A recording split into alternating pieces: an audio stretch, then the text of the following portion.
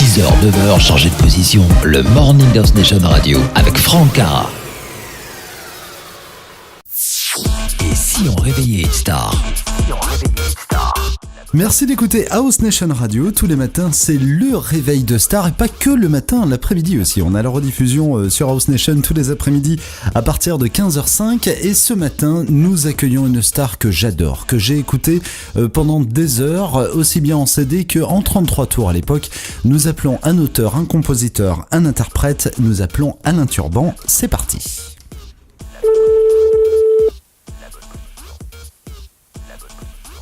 Oui. Oui, bonjour Alain, c'est Franck, comment vas-tu ? Ça va, comme on peut, le matin, voilà. Justement, j'allais te poser la question, est-ce que je te réveille Alain ? Non, pas vraiment. Pas vraiment. Je suis pas, même si je me couche à 3h du matin, à 7h, je suis réveillé. Voilà.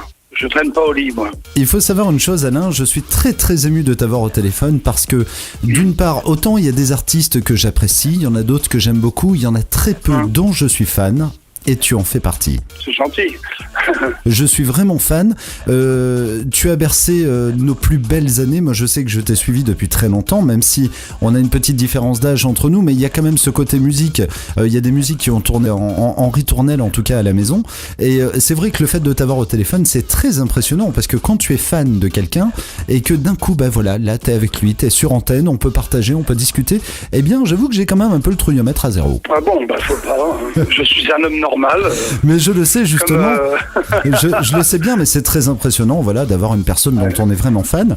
Alors, pour faire un peu un petit point sur toi, en fait, tu es né à Montmartre. Oui, absolument. Tu es un amoureux de Montmartre. C'est-à-dire, je suis amoureux de Montmartre parce que j'ai eu la chance de naître dans ce village réservé aux artistes, quoi. Donc, le fait de naître à Montmartre, c'est quelque chose de... Pour moi, quand j'étais gamin, je savais pas où j'étais. Je savais que j'étais à Montmartre. Après, j'ai vu l'importance de Montmartre en grandissant et en vieillissant. Je me suis dit, et puis, donc voilà.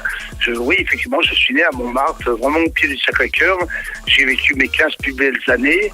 Et en fait, voilà, ma maman avait a eu 2 restaurants près de la place du Tertre et je suis né, j'ai passé toute mon enfance là-bas. Initialement, tu n'étais pas franchement prévu pour faire de la chanson, mais initialement, tu as toujours été baigné quelque part dans le monde un peu forain, dans l'univers du cirque. Ah oui, c'est-à-dire que mes parents avant d'avoir des restaurants à Montmartre, faisaient les marchés et on fait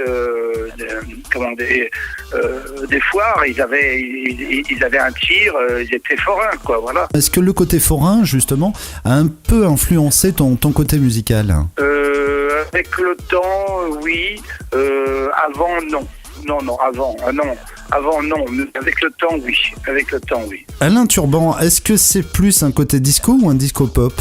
Parce qu'on ne sait pas trop en fait dans quelle rubrique te mettre, en sachant que tu as démarré ta carrière en 1975 où là tu exploses, là tu es plus dans le côté disco, notamment avec Santa Monica que tout le monde connaît, ce morceau a eu un succès phénoménal, donc là tu es dans le côté disco et plus ça va dans l'âge, plus tu es dans le côté pop. C'est-à-dire que j'ai surfé sur la vague disco, je suis sorti avec Quatrième Dimension en 79 et après... Qui a été un énorme succès. Et après Santa Monica. Mais il faut savoir, les modes, c'est terrible parce que les modes, on peut aussi repartir avec la vague. On peut repartir aussi avec la vague des modes. C'est-à-dire, on vient avec une vague qu'on appelle la mode et elle peut aussi, on peut repartir avec. Donc là, il a fallu resserrer un petit peu les boulons et je me suis mis à travailler. C'est-à-dire, quand j'ai eu le succès, je me suis dit, oh là là, ça va pas durer parce que c'est un effet de mode. Il faut que je construise plus ma carrière, quoi, voilà. Et pourtant, 30 ans plus tard, tu es toujours là, comme quoi ? Oui, mais maintenant, j'ai un autre répertoire, je fais d'autres choses, j'ai une autre carrière, on va dire. C'est-à-dire qu'il y a des galas où je peux très bien ne pas chanter Santa Monica, les gens me le demandent pas. C'est tout. Ou Quatrième Dimension. J'ai un autre répertoire, plus mature. Je trouve qu'un être humain doit être doit évoluer. On n'est pas la même personne à 20 ans, à 30 ans, à 40 ans, à 50 ans. On n'est pas la même personne. Et le propre de l'individu, c'est d'évoluer, de ne pas rester avec les cheveux longs et les talons et les pantalons d'éléphant pour chanter Santa Monica. En 1980, tu as eu une très très belle consécration, notamment avec un énorme disque d'or. Oui. Mais c'était à l'époque où le disque se vendait facilement, hein, donc il suffisait de passer beaucoup en radio et les gens se roulaient sur les 45 tours, ouais, bien sûr. Ouais. C'est pareil, il y a eu un petit clin d'œil sur lequel j'aimerais éventuellement que l'on s'arrête quelque temps. Tu as écrit une chanson notamment pour Jean Cocteau et Jean Marais. Cette chanson qui est absolument magnifique, Jean d'ici et Jean d'ailleurs. Jean d'ailleurs, oui, absolument. Je crois que c'est Gérard Louvain qui t'avait mis sur la voix de cette chanson. Tu peux nous raconter un peu comment ça s'est passé, ça, hein? C'est-à-dire que je connaissais Jean Marais pour le fréquenter un peu à Montmartre.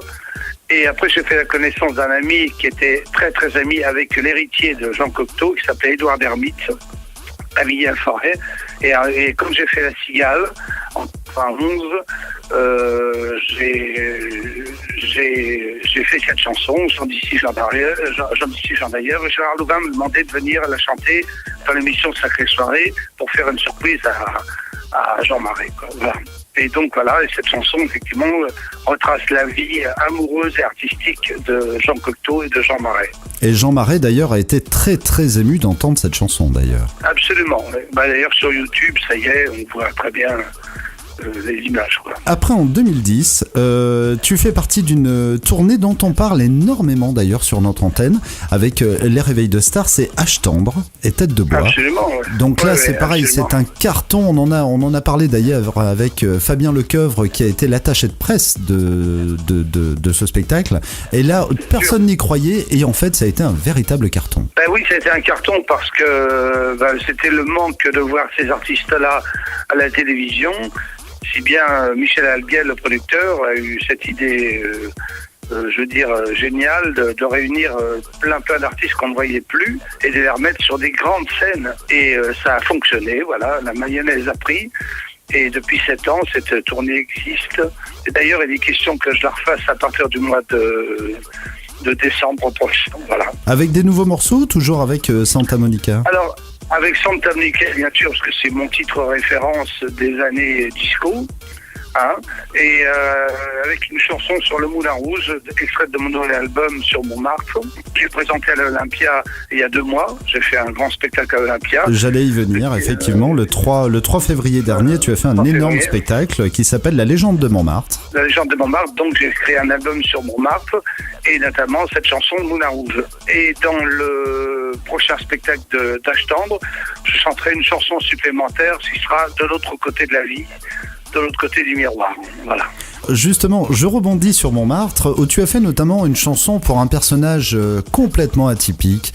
On va pas dire qu'il est décalé parce que c'est pas le cas. Il est dans son petit monde, c'est Michou. Tu as fait une très belle chanson pour Michou.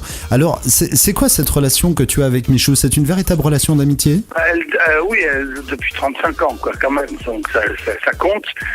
Michou, c'est cet homme légendaire. On peut pas chanter la légende de Montmartre si on parle pas de Michou. C'est le seul personnage, que l'on repère, qui a un look bien à lui et surtout qui tient un cabaret depuis 57 ans, un cabaret extraordinaire, rue des Martyrs. Et qui fait Salcombe. Oui, depuis 57 ans. Donc voilà, et ce cabaret marche très très fort et Michou est mon ami et à un moment je lui dis tiens, je vais t'écrire. En fait, j'ai écrit 3 chansons. La première, j'ai écrit une chanson qui a pour titre, c'est lui qui la chante, qui s'appelle 77% d'amour. Et ensuite, j'ai écrit une chanson que je chante sur mon album sur Montmartre, Michou, où je parle de sa vie, qui est une chanson, pas une chanson festive, qui est une chanson qui parle de sa vie, quoi, qui est une très belle chanson, qui s'appelle Michou. Et ensuite, j'ai fait 80 rue des 80 Martyrs. ans, 80 rue des Martyrs, puisque Michou est né dans le 80 à Amiens. Il allait avoir 80 ans. Et son cabaret est situé au 80 rue des Martyrs. Alors j'ai écrit une chanson 80 rue des Martyrs, voilà, que j'ai chantée à l'Olympia aussi. J'ai fait venir Michou sur la scène de l'Olympia il y a 2 mois pour la première fois. Alors moi qui connais bien ton répertoire, j'ai l'impression que quand tu écris tes chansons, en fait t'as pas besoin d'aller très loin pour chercher les mots. C'est-à-dire que j'ai l'impression que c'est vraiment de l'amour pur. Tu écris tes mots, ça vient comme ça vient. C'est-à-dire, tu sais, je veux te dire, pour ceux qui croient à l'écriture automatique, sans rentrer dans les choses très mystiques, je pense que nous ne sommes que la main de celui qui nous influe les paroles. Voilà, donc on est, comme disait Jean Cocteau, je ne suis pas inspiré, j'expire. Voilà, j'expire. Des fois j'ai des idées qui me viennent et je les écris. Et puis les artistes sont comme ça, quoi. Tu as laissé marcher ta plume, en tout cas sur un morceau que moi j'ai écouté en boucle. Mais vraiment, quand je dis en boucle, alors soit c'est pas un des morceaux les plus connus que tu aies fait comme Santa Monica, mais on est tous des clowns. D'une part, j'adore la musique, j'adore les paroles. C'est quelque part engagé, mais sans être déplacé. C'est politiquement correct et j'adore les paroles de cette chanson. Justement, je sais. Justement, je l'ai réenregistré là. Et oui, c'est une chanson qui est d'actualité, quoi. Totalement. En fait, elle est totalement intemporelle, cette chanson, parce que quelle que soit la saison, quelle que soit l'époque, quels que soient les hommes politiques et les pantins que nous sommes, eh ben effectivement, cette chanson, elle est là. On a beau la réécouter maintenant, on la réécoutera dans 10 ans. Effectivement, elle sera toujours d'actualité. Et la musique en plus dessus, fantastique. Ouais, c'est une très belle orchestration. Ouais, ça, c'est vrai. Ouais, c'est vrai. Mais c'est une belle chanson qui est... voilà, tu sais, c'est l'univers du cirque, mais c'est le grand cirque de la vie, quoi. Tu vas parler des choses que tu aimes, des choses qui te détestent, que tu détestes, mais tout en étant très très correct. Et ça, c'est vrai que c'est signé Alain Turban. C'est-à-dire qu'on est tous des clowns, ça aurait pu être on est tous des cons. C'est un peu dans ce sens-là que je le prenais aussi, puisque moi je l'ai plus pris, on est tous des pantins. Voilà, plus dans cet esprit-là. Et je t'assure que cette chanson, elle a tourné en boucle chez moi. Elle était à peine finie. Allez hop, je la remettais au début. En tout cas, Alain, il faut quand même noter que tu vas sortir ton DVD justement sur l'Olympia d'ici à fin d'année, c'est ça ? Oui, c'est ça, oui. Il va sortir à la rentrée. Ça s'appelle La Légende de Montmartre. C'est 2h30 de concert. Et il va y avoir un live aussi qui va sortir, un disque live. Des tournées, d'autres projets, un autre album qui va sortir, et puis une vie artistique bien remplie, et un livre qui est en train de s'écrire, que j'écris avec Gilles Dreux. Et donc, voilà, un livre qui s'appelle Un taxi dans les étoiles, où je raconte ma vie, et notamment cette grande période où j'étais, quand j'avais 18 ans, 20 ans, j'étais chauffeur de taxi à Paris, voilà, mais taxi de star. Écoute, en tout cas, c'est une carrière extrêmement bien remplie. C'est vrai qu'un survol en 10-12 minutes, c'est quand même très très court, mais Alain, sache que je te remercie très sincèrement d'avoir été avec nous ce matin. C'est ma façon de fonctionner. On est là pour parler de soi, pour parler de nos chansons. Et puis, moi, je te remercie. Écoute, un grand merci, Alain. Je te souhaite une très très bonne journée avec House Nation Radio et je te dis à très bientôt, en tout cas pour une matinale. Ça roule. Ciao. À bientôt. Au plaisir, Alain. Merci beaucoup. Franck Cara sur House Nation Radio.